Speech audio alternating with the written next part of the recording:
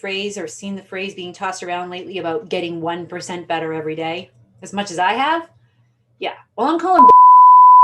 I mean, have you ever watched the ups and downs of the stock market or a political poll or tried to lose weight and weighed yourself every single day? Do things ever get 1% better?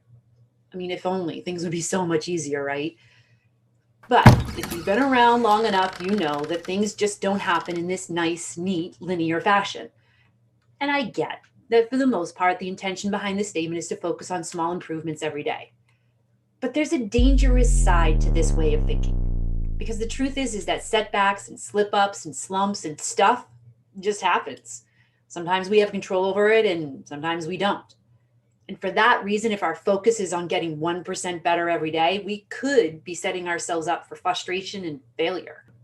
For example, in case you haven't noticed or heard, I've started using the same cognitive behavioral approach that I use in coaching to myself so that I could get healthy and lose 95 pounds.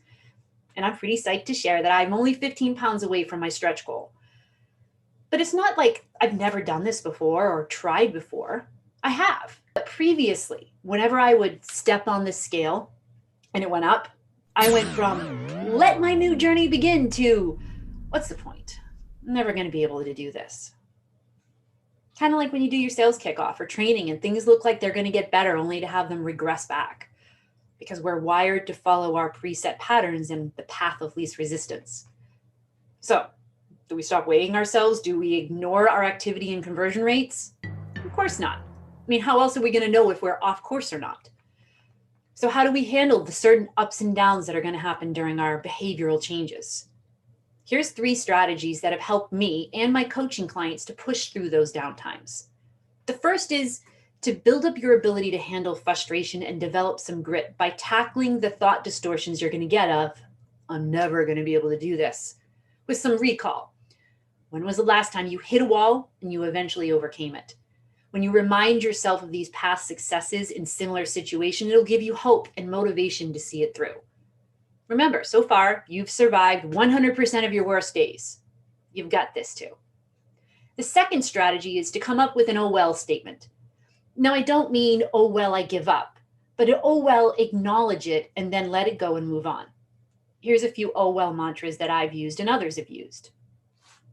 It's going to get easier. It will turn around eventually. I'm going to come out of this better than I did before. If it weren't hard, everybody would do it.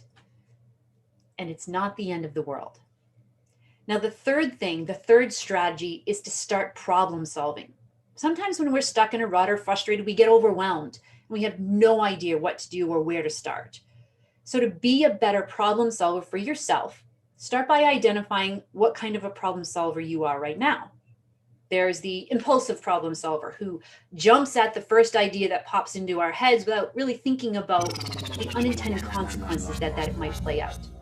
Or there's the avoidant problem solver, where we tend to avoid actions and problems and decide to just ignore them, which then leads us to never really getting to a better outcome.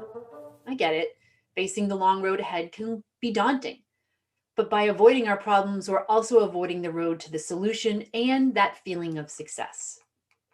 Or perhaps you're the rational problem solver who takes the time to prepare and look at the journey ahead. Now, these types of problem solvers tend to use a 4-step problem-solving method to ensure that we reach the goals.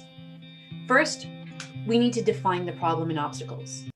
Now, this can be something as specific as when I get buying signals from my buyers, I tend to get wrapped up. Continue to narrow that down and identify what is it specifically that gets you wrapped up and excited.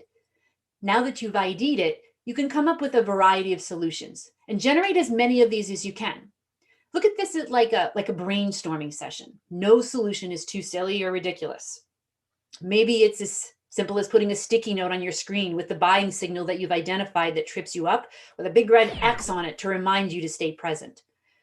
Or if you find yourself wrapped up in your head, you might pinch yourself to keep your mind from wandering. Or you might practice with your coach on what you should do or say in those situations when you start getting wrapped up in your head. And remember, This is not about perfection. This is about trial and error. So the next step is to assess your progress and then reevaluate. Where is it that you've made progress and where is it that it's not working? Use these tips to help you progress forward through the next time you're facing a downtime or a wall or a slump. And remember, everything is temporary.